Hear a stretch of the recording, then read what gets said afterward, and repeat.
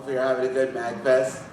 Everyone's been hanging out, having a good time, enjoying some concerts, and playing your favorite video games or board games, since we're in the board game hall.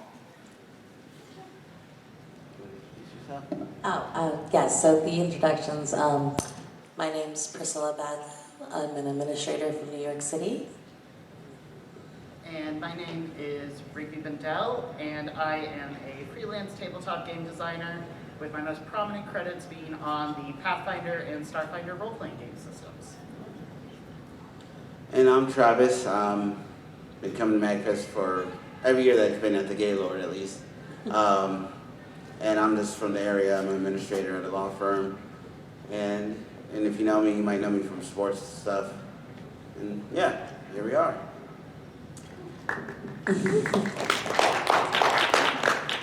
Thank you, everyone.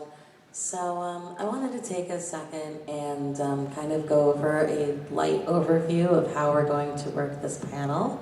I wanted to originally kind of just start with like a brief history of characters in video games that are part of the LGBT spectrum, starting with the earliest iterations from Nintendo and moving forward into the modern day. We really want this to be an open, roundtable style, so if anyone in the audience has any comments or questions or anything they'd like to add, we'd love your input and commentary, so just raise your hand and we'll call on you. And yeah, so Travis? I just want to say this concept for this panel started with a crazy idea that had nothing to do with this. We realized that was too crazy of an idea for MAGFest, and we came out with another idea. And I reached out to as I laughed, I tell people my Rainbow phone book, made some connections, and there's a group called the DC Gamers, a gay community of gamers that do board game and video game. They have national chapters around the country. Someone gave me contacts with them, which gave me some more context, which led us here with some prominent people for those that play pen and paper or follow it. I'm really excited. So again, we'll pass it over here. And I do want to say that I think to, piggyback off of that idea, the Rainbow phone book, I think that, gaming is part of a collaborative community experience. And originally in the 80s, when video games were created, and even going back further into the proto-history of the 70s and the 60s and like the early modern computer programs, I think that it's come a really, really long way from Pong.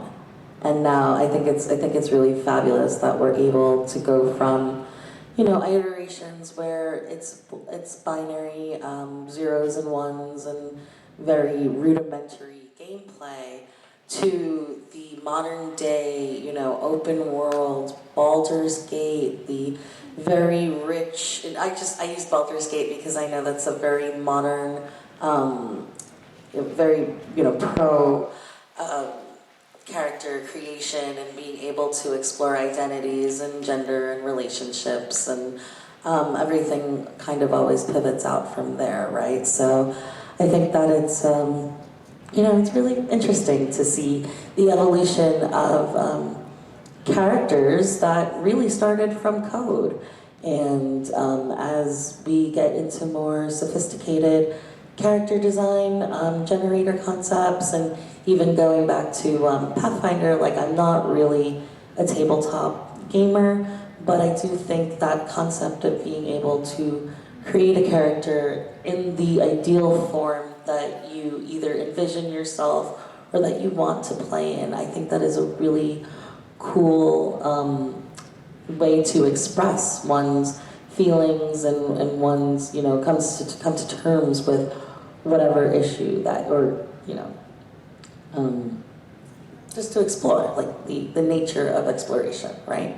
You want pink hair, you get pink hair. You want green hair next week, you get green hair next week.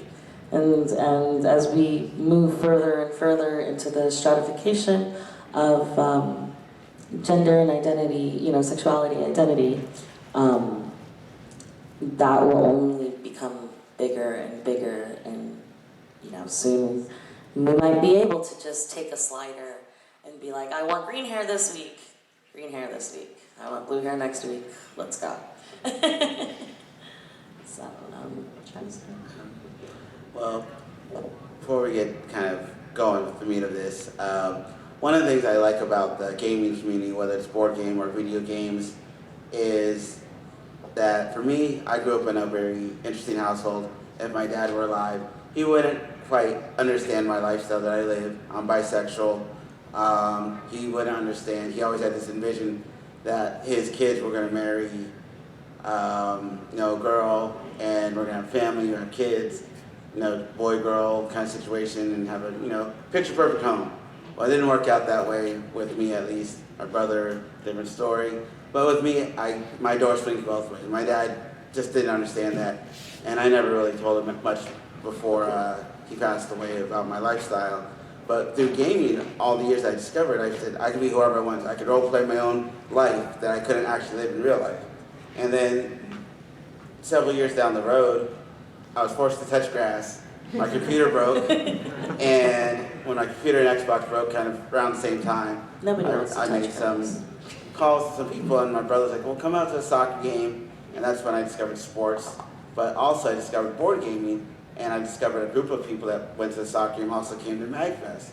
And so we started coming here, and I started playing board games, and I started living a different role-playing lifestyle of pen and paper games, because I did D&D, I did Pathfinder, and I could be who I wanted to be. And it didn't matter because the people in the group didn't care. I was role-playing a character that I played a drag queen paladin that was really religious. And it was just a unique thing that if I tried this in real life, I don't think people would understand like what's going on. Because not everyone knows who I am. Close people do, but gaming was just that outlet I could explore myself with. And going back, I looked at some of the games I've played, and I never realized that Minecraft Steve I guess they never officially gave them a gender, so they're kind of part of the community now. Birdo, people credit as being one of the first trans gaming characters in the Mario series. There's still someone's hand. But it was just something cool, and I said, I played all these games, and I said, I can relate to these characters. And that's one of the things I like about this community, because no one judges, no one cares, and you can be who you want and play your own world. And as credit to Priscilla, if you do a lot of RPGs, if you don't like how you played your character, you can delete, start over, and live a new life, and it's just cool. Just out of curiosity, does anyone have like a specific character that they really like, that they identify with, that you wouldn't mind sharing with the audience, just out of curiosity? Yes? Frisk, the player character in Undertale, is canonically non-binary, uses they non-pronouns, and they're non-binary. Frisk would show. I know they played Underworld. I mean, it's Undertale, but. Frisk is the character you play as. Oh, okay. Despite everything, it's still you? I love that, because I think, like, when I was playing that game, I was, the world has been a really dark place for a really long time, no matter who you are, I think. And so I remember playing that Undertale and seeing that in the mirror. And it's just such a simple, the programmers didn't have to put that in there, but it's such a simple reminder that despite everything, that despite all of the trauma and all of the pain and all of the suffering in the world that is not fair, it's not even, it's not you're a nice person, so nice things happen to you. It's a cataclysm of everything that goes wrong in this world. And that, I think that reminder is like, it's just okay. It's just to chill, no matter who you are. No matter if it's me, if it's you, no matter who the player is, it's gonna be okay. And I thought that was a really sweet but small thing to do in Undertale. I really love that game series. Anyone else have any character that they really like, that they identify or feel close to? Did I see a hand back there? No? Okay. All right. Marina? I mean, so Bridget Guilty Gear is not like a super right. So like that's like the one. right. I wouldn't say that like is a super close identifying character for me, but something that I really appreciate is like how messy I guess that character's journey has been. A lot of trans representation in fiction at the moment is very much so, and understandably so, because a lot of people go through hardship and they don't want to relive that hardship with Right. their characters. But a lot of it very much so is, oh, they have this realization one day, and then they live forward with that, and there's never any doubts, and there's never any doubling back. At least in like the most mainstream portrayals, like it's all very cut and dried. It feels like, and with her character, it is very much so, just all over the place. So many different directions, a lot of like self-doubts, readjustments, reorientation of direction, before ultimately arriving where we are at now. The current And junction. it's super frustrating to see like people online point at that and say, it's such a mess, how can it be like valid or accurate? It's like, that's life. Most people Like, are messy. life is messy. Life is like that. Life be like that, right? And it also- Is that not? Go ahead. It Rick. also creates this historical record of the ways in which trans people have been seen and viewed in media, where I've been out as trans since 2008 in one way or another, and this has been a really wild, like, decade and a half to be in that specific community. We have seen a lot of changes in how people are recognized, both in ways that allow for more people to be understood and intelligible by the wider world, but also in ways that I think sometimes have foreclosed like senses of possibility and introduced new binaries. And I think that one of the things that's really interesting is that because games form our like cultural sphere, like it's one of the ways in which mass media functions at this point, it provides this history, it provides like these moments where I was like, man, I remember when Dragon Age Inquisition came out and everybody was like losing their mind about two big things. One, Krem as one of the very rare like trans masculine characters that was in a like large, publicly recognized game. And two, the way in which that like sexuality was continuing to evolve in its representation in games. And I think that it's a really interesting point to, particularly when thinking about Baldur's Gate, the way that we have seen the evolution of like romance options being locked to just being straight romance options. Like there's an assumption that if you're playing a man, you're going to be dating the women and vice versa. To then having like, again, the Dragon Age games where there were much more like canon sexualities, like this character is a lesbian, this character is gay, this character is bisexual. And now we've really hit this point where characters are now player sexual. That's the term that a lot of like the game studies literature has used to really talk about the ways in which that games are now, in general, allowing way more flexibility in how the player wants to engage. Now, sometimes I think that we are losing something because I think that there is a lot of importance to say like, no, some people have identities and these identities really matter. But then the question becomes, well, when we're thinking about games, is the focus on the player's identity or is the focus on like these NPC characters' identity? And I think there's a tension there that will get teased out and adapted with different games and different times. But it is just really interesting to see the way that we have also seen characters with messy histories like Bridget from Guilty Gear like evolve over time, and also what that says about what we as a culture are thinking about LGBTQIA people as a whole. Even the character I'm cosplaying today, which is Goro Majima from the Yakuza, it's totally a mistake, by the way. I was just like, I don't know what cosplay I'm gonna wear today. I should do the gender bent costume for the gender bent presentation, right? So, yeah, even Majima, like, I like Majima as a character because he is stuck in the Yakuza underworld. It's very heteronormative, it's very, dominant, masculine, it's very cutthroat, it sets up a specific narrative of a world. And he subverts that. And so to go back what you were saying, like, I think as important as it is to have specific characters that have set identities or set tones, the branching out into the, like say Mass Effect, like you can pick which gender you want to present as. It doesn't change the gameplay per se, it may be other than, romance options or character, tree conversations, but those small differences you see and measure them in different save files and in different, parts of the code. Yes, sir? I have two, one for gender and one for sexuality. That's totally valid. That's okay. Yeah, Go for it. of course. So first, when I was a child, I watched the Pokemon anime. Of course. Meowth's voice person is, I believe, a trans woman. Maddie Blouston was the first person in my life I ever learned you could do that, you could be that, and there were no rules.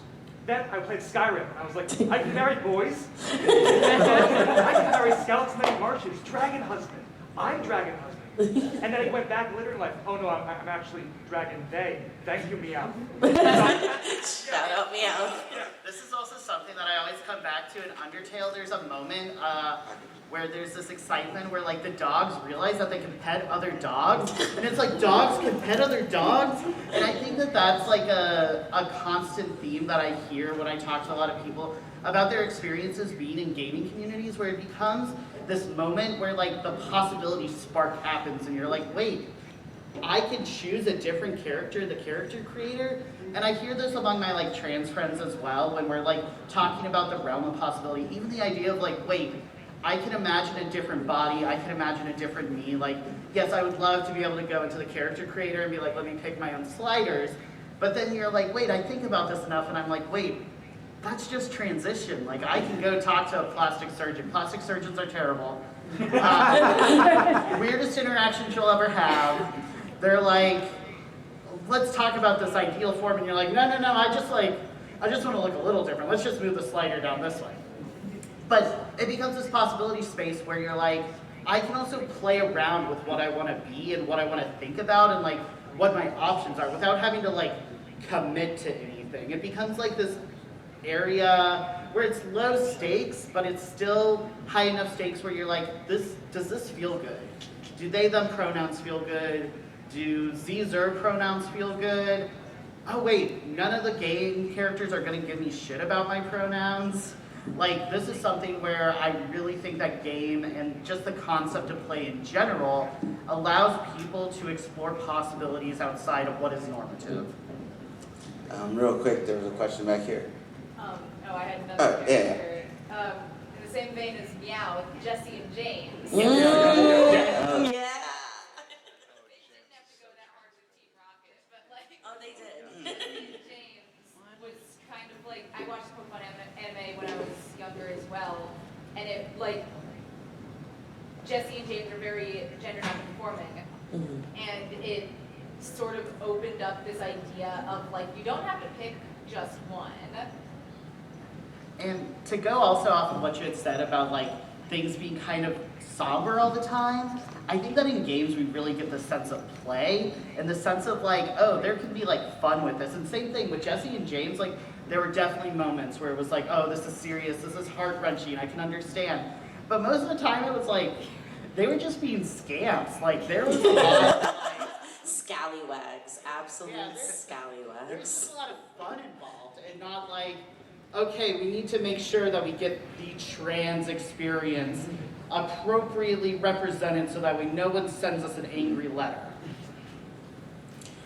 Yeah, I think, just speaking for myself personally, I think Pokemon was the original anime Pokemon in 1999. I'm old.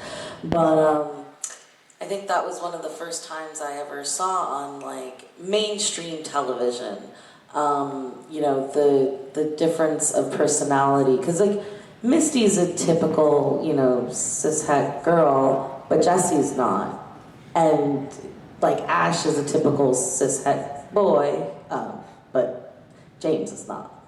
And seeing like the hard femme and the soft boy and seeing a different dynamic in my early formative years I think it's fascinating, and I think now if you look at media and you look at like children's media, and you actually completely see a difference, and there's way more openness, and like shows like Steven Universe really help children, and like that show made me cry blood, like that movie made me cry blood, like it was just it's a very emotional and heartfelt thing that I think children get to experience now, and they're more aware of sexuality and gender choices, and I think that's really awesome for the young kids everywhere. So, yes, Miss. I don't want to like completely ruin the tone of our conversation. Oh, no. I think that it's like important to also acknowledge the way that games and nerdy media reinforces what is expected of us. And so like, yes, there are games that open up your romance options like sexuality terms, but there's a lot of old MMOs and RPGs and stuff. I don't remember all the examples from the paper I read, but I think Witcher 3 was one of them. But like where you try to romance multiple characters, they become angry with you, they break up with you, they divorce you, they call you a cheater. Really? And in one particular game, that if you try to romance two particular women, they like have sex with each other instead. And then try to like That sounds very New York City. shame and like in Stardew Valley, you can ask multiple people to be your boyfriend or girlfriend, but if the moment you marry one of them, they all break up with you. Yeah. And then like, also like we were talking about Jesse and James being like a different gender portrayal than the main characters, but they are the villains. And if you watch any Disney movie, every Right. looking character There's like is queer the coding, villain. yeah. And I just think Like Ursula from Yeah. Disney. And this is a major point in mass media. So in addition to doing game design, I also have a master's degree in sociology and gender, sexuality, and women's studies. And I specifically focus on queer game studies. So absolutely hearing you there, because the answer is that when we have gotten representation, often it has been going against censorship and like by individual people who are putting themselves and their careers on the line in order to make it happen. So for example, with the examples that come up with Disney, I am not, and cartoons in general, that is not my area of expertise. But I do know that like Rebecca Sugar with Steven Universe faced a lot of censorship. Same thing, the Owl House faced a lot of censorship. And what I think about within my own area, designing or producing content for a corporation whose goal is to make money is always going to be running up against the tension of, is the content that you're creating, is the thing that is going to be sold palatable enough to the mainstream audience that Marketable. it is going to be profitable. And whenever I think about this, I think about my specific context as well in the history of legacy. So for example, part of the reason why I've kept working for Pathfinder and Starfinder is, and on those projects specifically, is because the company at this point has hired so many people and is made up of people who are making games for themselves and their community. So for example, with polyamory, there are many polyamorous characters now, but that's because people who are working on the game are saying, I want my relationships to be represented in this game. I want to see that reflected.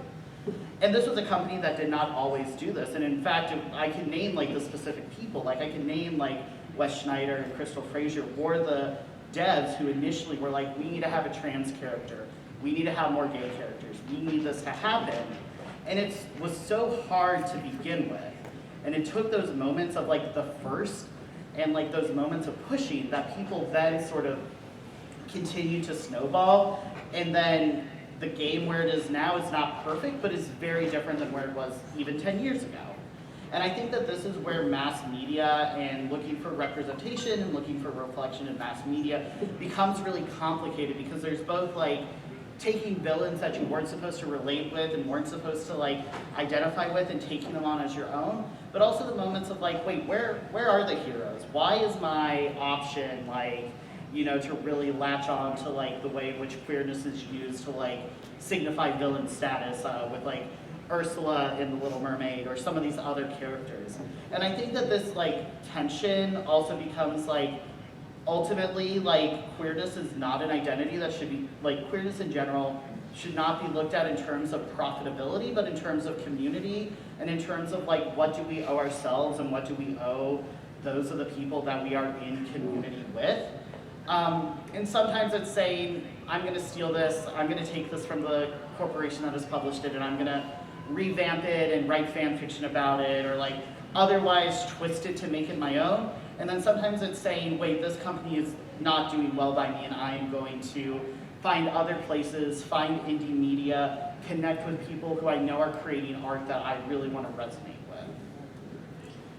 And just to add, I also think that there's a very, very big difference in terms of media in general between 1990 and 2024. So in order to talk about the stratification of queer coding in that, you have to look at how technology has also changed and shaped and consumed, how we as people have changed our media habits, because, you know, in 2004, people still had attention spans, and now, if I ask you, you know, like, if TikTok has a 6-second attention span, most people have half of that. If you can't grab someone in the first 3 minutes, it's dead, right?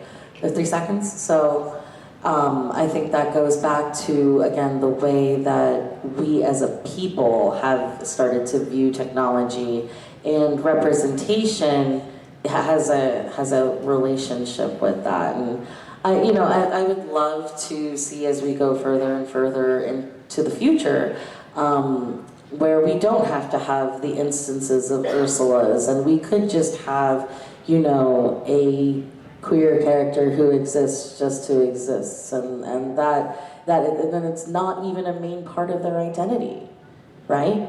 Because so much of being queer is, again, how much of it can be capitalized. Like, I don't know how many of you have ever been to a pride parade, but there's a big difference in pride parades, like the New York City Pride Parade that's sponsored by like Share and Capital One and Bank of America, versus, you know, the New York City Dyke March for Liberation. That's apples and oranges. So, you know, we have apples. I'd love to see some oranges. I would say, oh, sorry. Oh, yes. In the back? Yeah. Just to kind of follow up on the point that you said about taking something that a company has made and kind of like making your own. I played a lot of Magic the Gathering, and the store that I used to go to, someone sat down at our table to play Commander, and they asked, hey, is it okay if I use proxies? Which is essentially just like either fan art or like printed versions if you don't want to like pay the full price. And obviously everyone said yes. But looking when they were playing, I realized that all of their cards look legit. And I just asked them at the end of the game, like, hey, what proxies do you even have in that deck? And that person said that they actually just had one card that they photoshopped, because the old cards in Magic the Gathering used to say, X player draws cards from his or her library, his or her graveyard, and they just photoshopped it to say it there. And that was like literally the only thing that they changed in the entire deck. That actually reminds me of, I can't believe I'm admitting this in public, but Yu-Gi-Oh! Master Duel. There's a couple of, in the rules of the cards, there's a couple of languages that are like that, where it's very gendered with his or her. And I think, maybe moving forward, we might see that language start to disappear in order to be more inclusive in general, and then have, player options more neutralized, I think. Yes? I'm just a strong, supporter of if you only use they, them pronouns and the rule says he or she doesn't apply to you. Exactly. That's fair. Among Us Right. has not joked and said, he or she, that's not me. Not me. I can't take that 5 damage, I'm so sorry.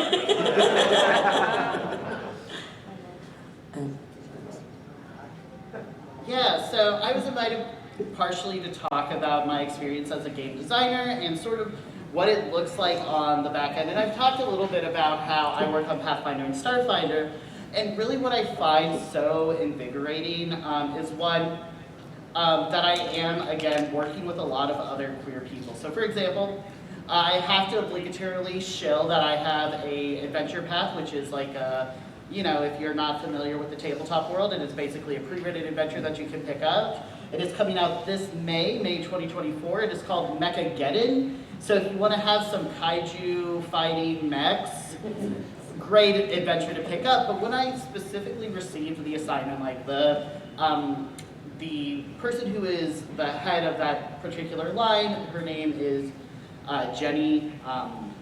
She reached out to me and she said, make this as queer as you want. And when you have that explicit invitation to really push the boundaries on, like, what does as queer as I want look like, it becomes this question of like, wait, you mean I'm not just going to like make a couple pitches and see if it gets accepted and see if they say yes?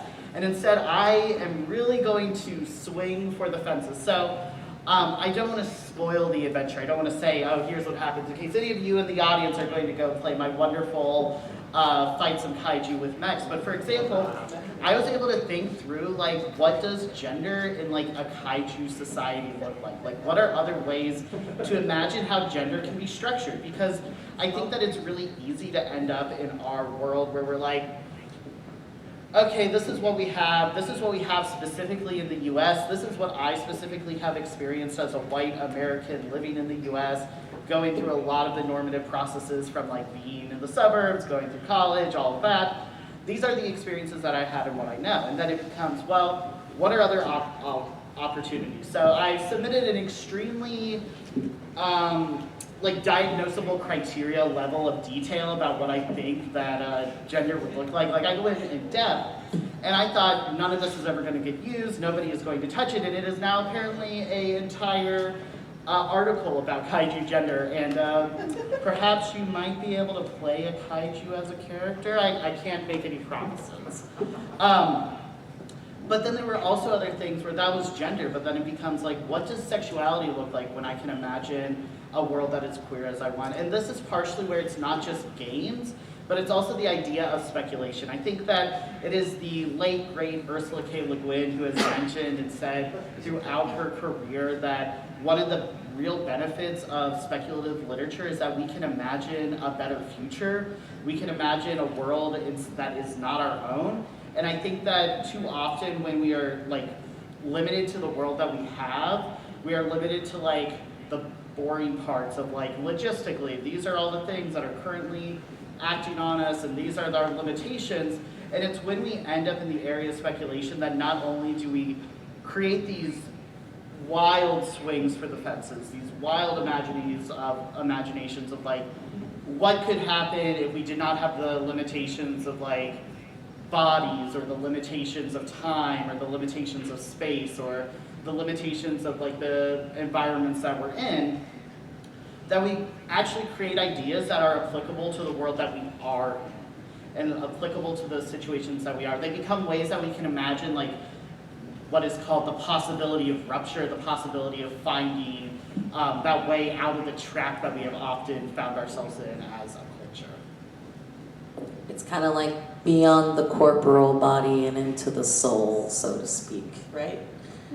Yes, but, and so I find this to be like a super exciting point in games, and I guess I kind of want to ask a question of where in games and like where in media in general have you all, like we've talked about this a little bit, have found those moments where you're like, oh wait, this is a way to think about a different future or think about a different possibility?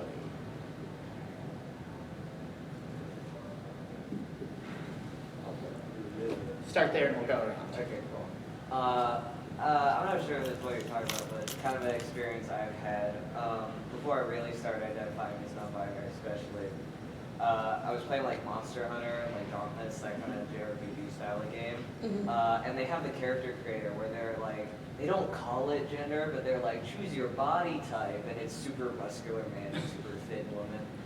So what I would do is I would choose the thinner feminine body type, and I would put facial hair on her. And that was kind of a moment where I just looked at the screen and I was like, okay, that's a new thing to think about. I just want to say, because I played Tiny Tina's Wonderland, and I did the exact same thing. It just felt natural and right. I just like, you know what, this feels good. Feels right. Yes, Miss? I played a lot of like, I played an MMO, I played a lot of like Dungeons and Dragons and other RPGs like when I was very young, and like before I even had like the words to describe gender or even knew like what a furry was, I always really related to animals and like animalistic figures, and like don't really view humans and animals as separate, but as like all creatures an animal, and I am one of them. And so like when you are like able to pick a race that is like basically a human. furry, Yeah. like I didn't realize I was expressing my gender until like much more recently and like upon reflection. But I think that in a lot of ways gender options are not the only ways in games in which we express our gender.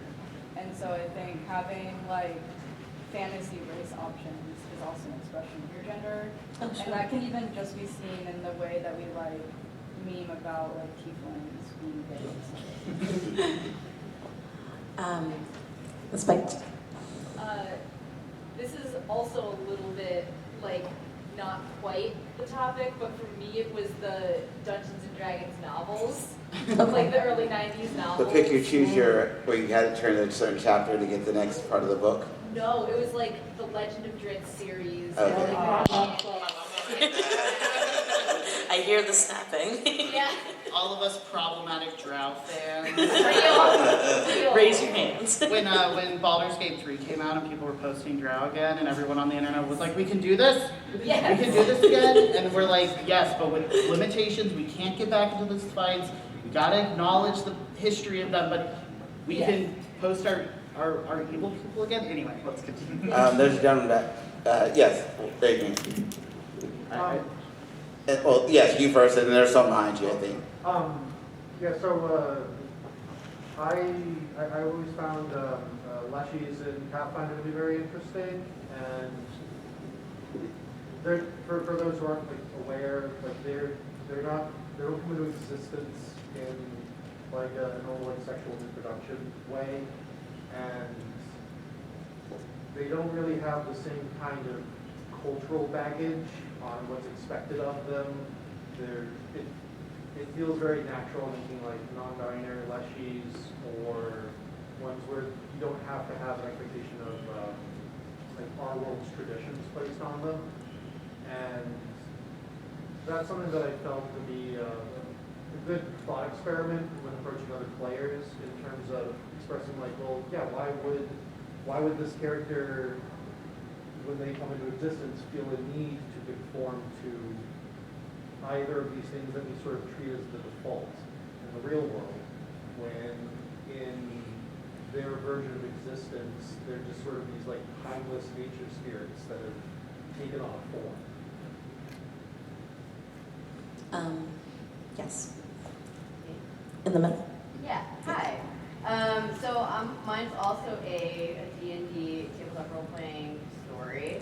My first campaign I ran in a Harry Potter setting. Yes, I know this was before that. The Dark Ages. You are forgiven for now. It was a while ago. But in canon, Vila are all female, and so I was fleshing out the world and thinking about this land, and I was like, where does Vila live, and what's their world like? And it was an adventure in going, wait, if there's one gender, then there's no gender roles. And so I was like, having to be younger and imagining, like, what is a society with no gender roles at all, was like a really cool inspiration. So I just love this tabletop role playing for, you know, you have to think about what it's like to be somebody else. To kind of piggyback off that with a personal anecdote, my name is Priscilla, right? And back in the day, they had the Wonder Woman Linda Carter television show, and I'd watch it on Channel 48. And in that show, they're in the Amazon, you know, they're in the Amazonian forest. There's the ideal utopia, and there is only one gender, and there's no male presenting genders. and they have their entire, like the royalty, the entire society is just entirely staffed by women. And so that was one of my first experiences with imagining like, oh, what is the role of a woman? Because there's so many different things that you can do in everything, right? Yes, and So I'm a tabletop role player, but I also do live action role play. And one of my games is a sci-fi game called Starfall Academy. And one of the races in it are descended from plants. oh, that's cool. And so all of the members of the race are both male and female, and they can choose to have gender if they want to, and they can choose to not have gender.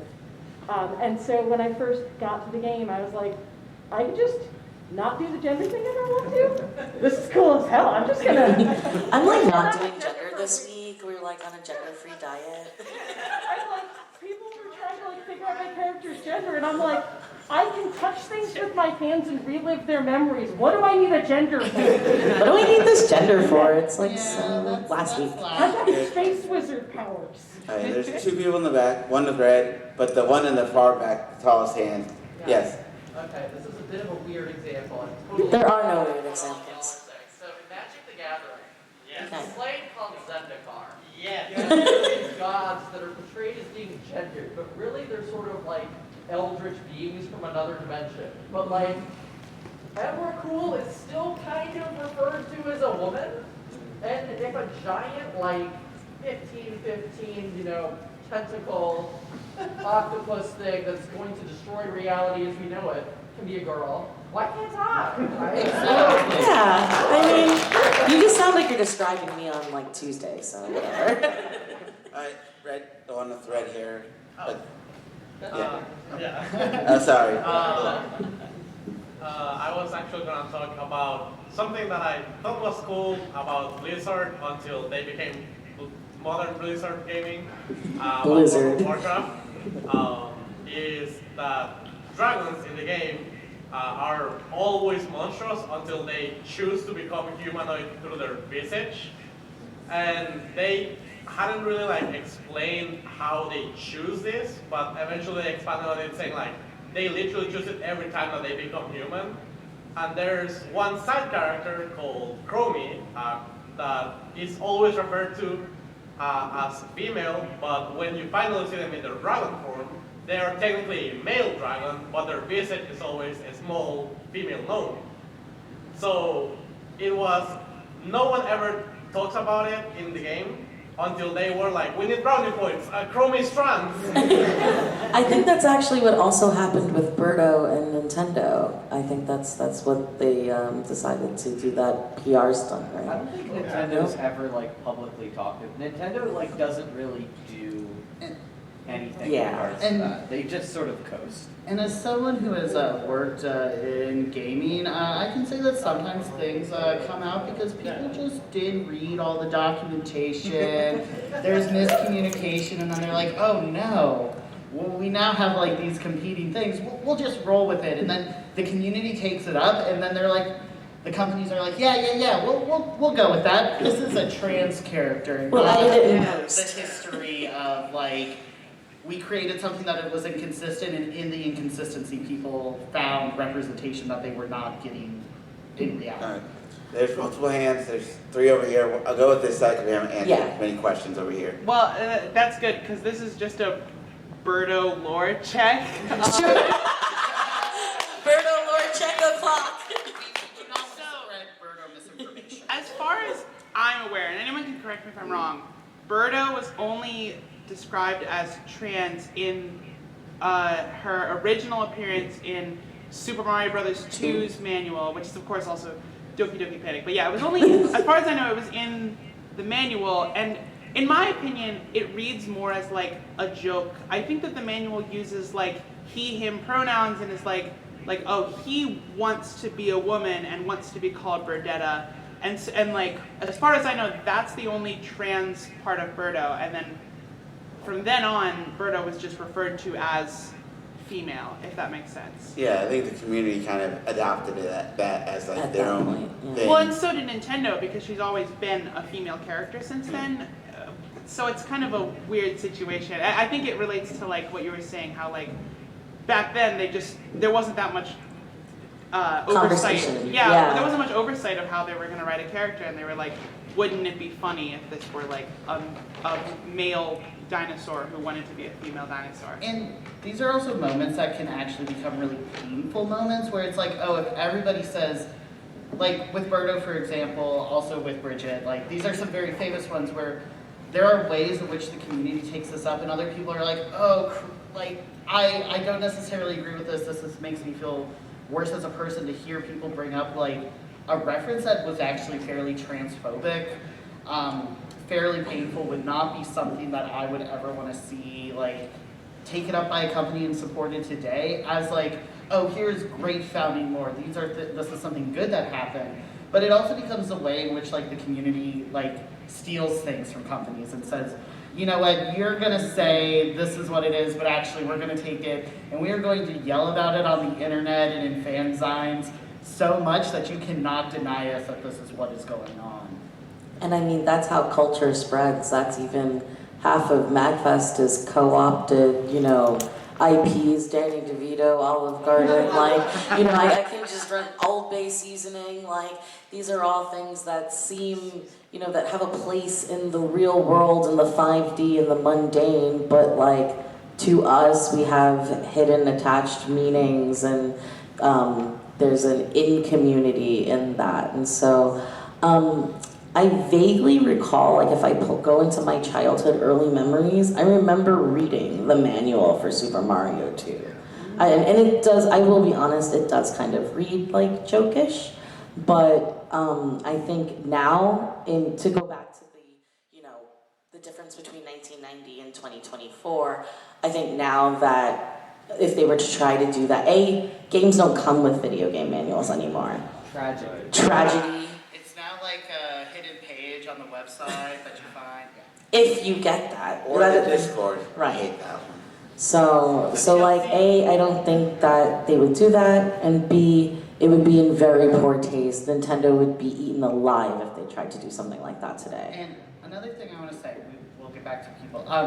Before I leave, I gotta be very pedantic and like dad-like.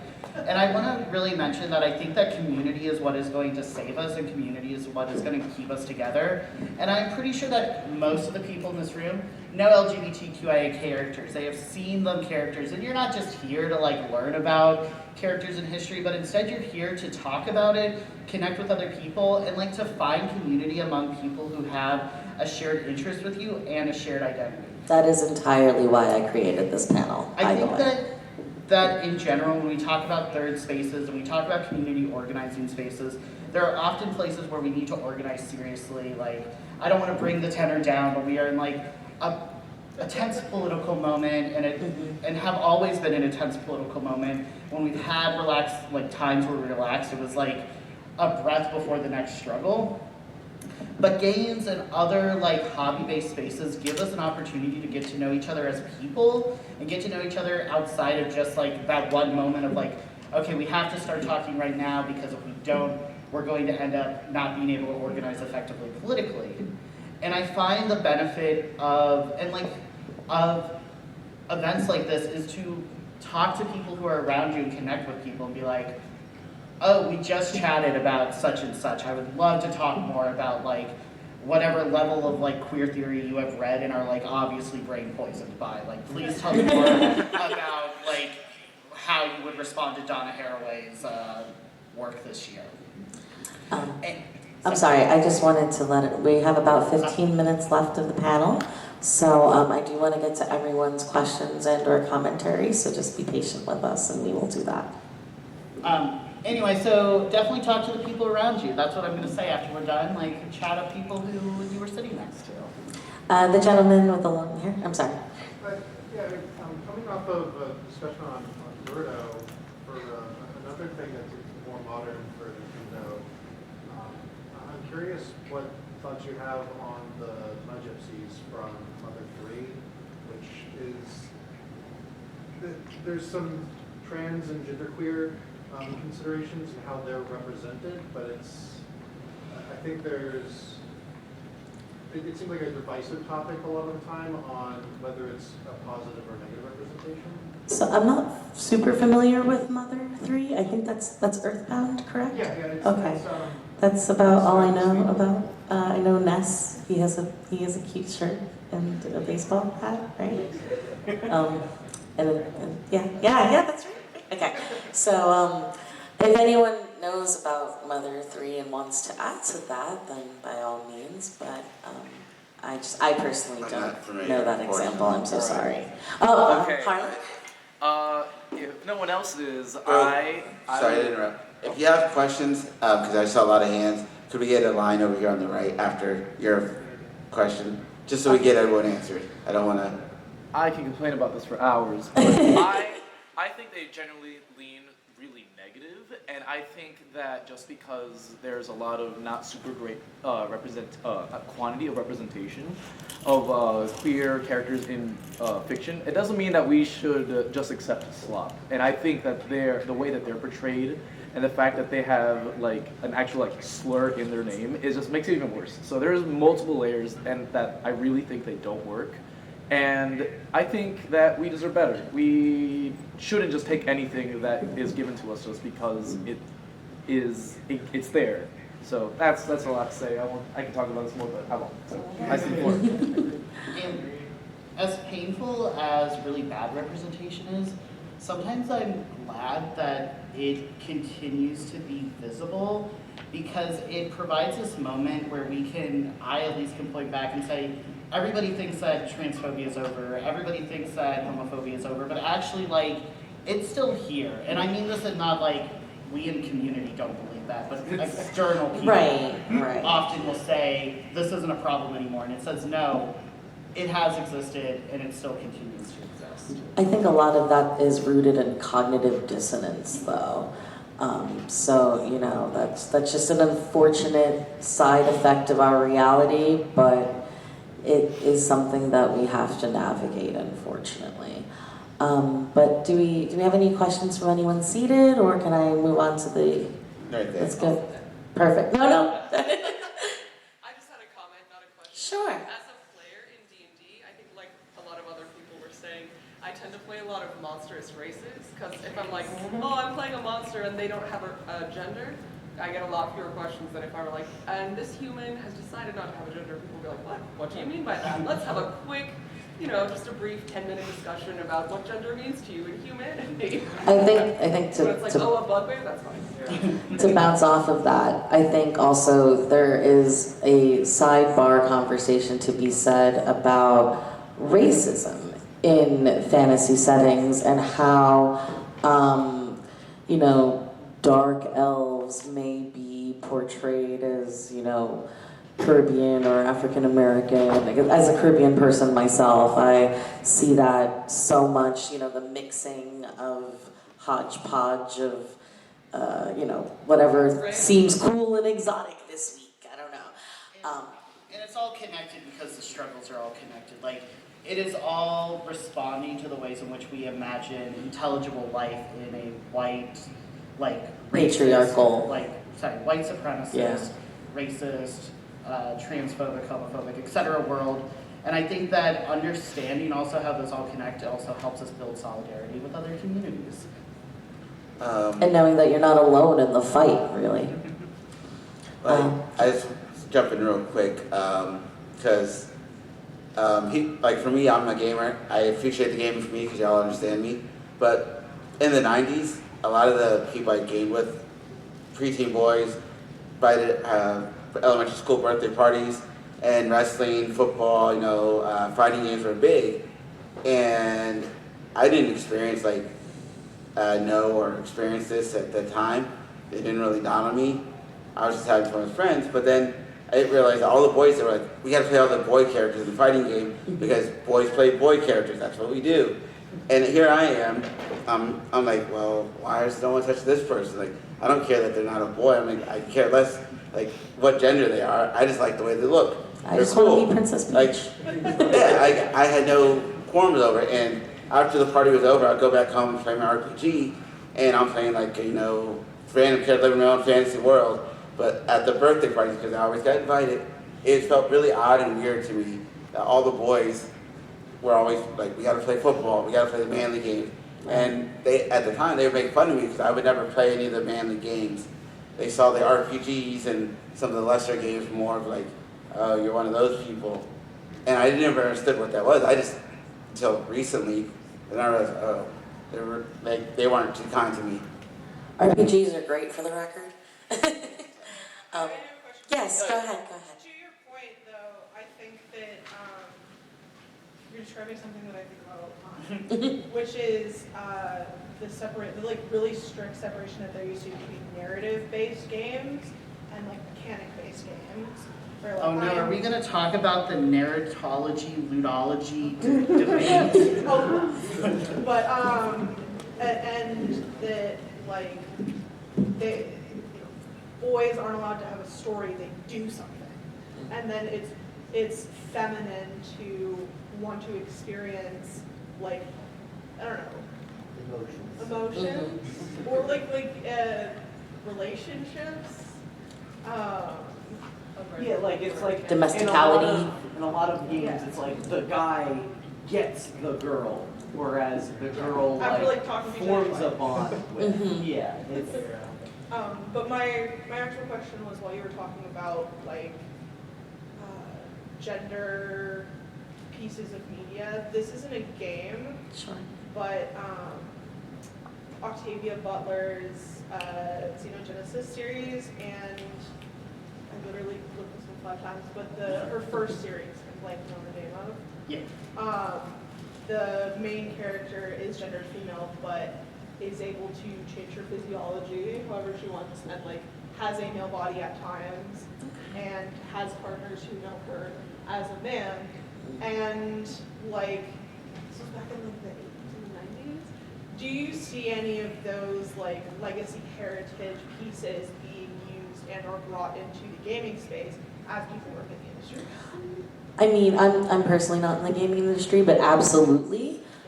Just based off of my peripheral knowledge of how the industry works and how popular IPs are co-opted and made into pieces of media. Like, for example, Blade Runner came out in 1980 something, but Blade Runner 2049 was reinstated. The IP was reinstated 20 years later. Even with Disney, Steamboat Mickey, that property, that IP existed in like 1901, but 100 years is up. It's over. It's public domain now, and that's why you've been seeing Steamboat Mickey everywhere. And I also think that we creators, the artists, like, we talk about companies making these products, but they're still made by people. Like, they're still made by individual writers, individual artists, individual directors. And Octavia Butler is one of the greats of science fiction, and I think that people do draw on her work regularly. I think that some of the tension becomes how, like, as we have changed our understanding of gender and like understanding of what transness is, we've gotten to a point where I think that a lot of the like room to have like a character that changes gender and it doesn't really mean anything has like sort of been closed off as companies have really tried to like create like these as now trans characters. And I think that there's a way to like push to be like, let's go back to having more of these things where it's like not a hard fast statement about an identity, but instead allowing more room to think about gender as a possibility overall. Yeah, it's complicated. I would say that part of that is unfortunately just sort of the price you pay is the wrong word for it, but it's part of the process in mainstreaming things. Yes. You always, unfortunately, have to simplify them to mainstream them. It's like how, like all of the sports video games. That was a huge part of video games entering a more mainstream place in our culture. But also a lot of in that space, it also created a lot of ways for people to draw lines where it's, well, these are the acceptable video games, and these are the nerd video games. These are our Right. acceptable demonstrations of queerness, and then these are the weird queers and the small properties. Like, and it's unfortunate, but I think there is something to be said about taking our wins as the wins that they are, and then always demanding more. Yeah, and I also think this is where engaging heavily with indie creators and indie spaces is where you're going to find the most meaningful work. Like if you can't find the representation that you want in mainstream content, perhaps you should be looking at queer presses or smaller artists as well. Game jams. Yep. But if you, at the same token, asked me to describe the differences between NBA 2K and NFL 2L, I would be very remiss, couldn't do it. But in the interest of time, I'm going to keep moving on to the questions. So, I just kind of, I don't know if you're aware, but a little bit of another controversial topic, the South Park video games, the Yes. original ones. Yes. On the second one, the Fractured Butthole, Yes.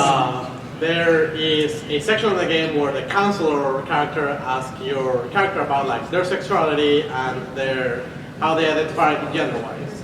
And afterwards you get attacked by rednecks who want to beat you up because of your sexuality and your gender identity.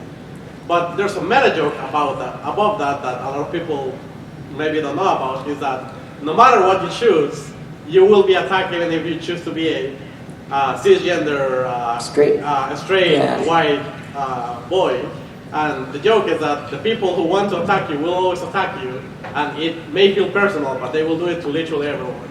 to go back to that, there's also a section in that game that changes the difficulty of the game by your skin tone. Yes. So there's also a commentary. Yes. Yeah, your eyes, yes. Yes, that is a very real thing. So the dark, because I've played The Stick of Truth and Fractured Butthole, beat them both. They're okay. But it's like a 32 hours each, maybe. But it could be its own conversation. yeah, that's a whole sidebar. Its own panel. But just to go off of that, the difficulty, slider is your skin tone. I think that is a very, very obvious allegory to our current day society.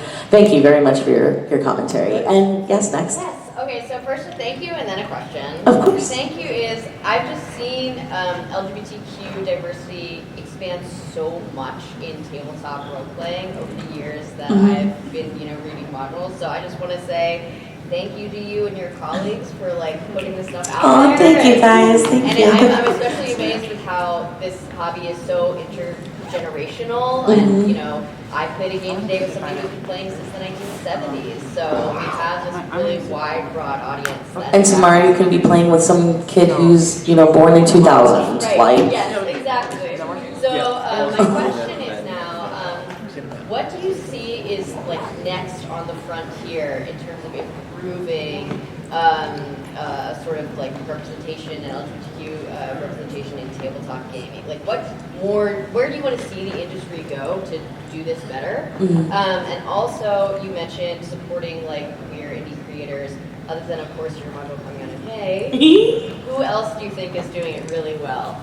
Oh no, okay, so to answer the indie creators, too many to name, but I think that Avery Adler, she is a trans Canadian game designer, designed The Quiet Here, and designed a number of other games, is really somebody to watch and who also does a very good job of lifting up other community members.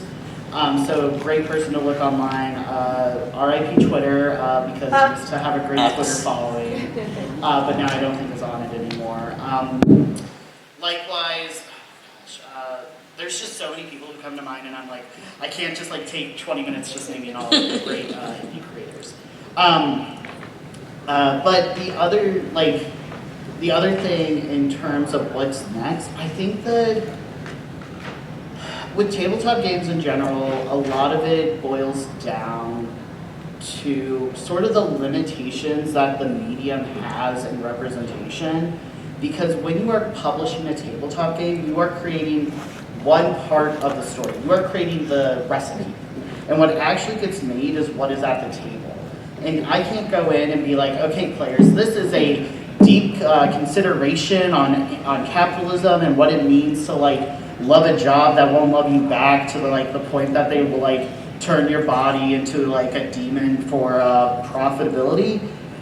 I'm setting up the tee and I'm hoping that like the GM like hits the ball off the tee. This is a terrible analogy. That it's like trying to have this conversation through the medium that filters down to the play space.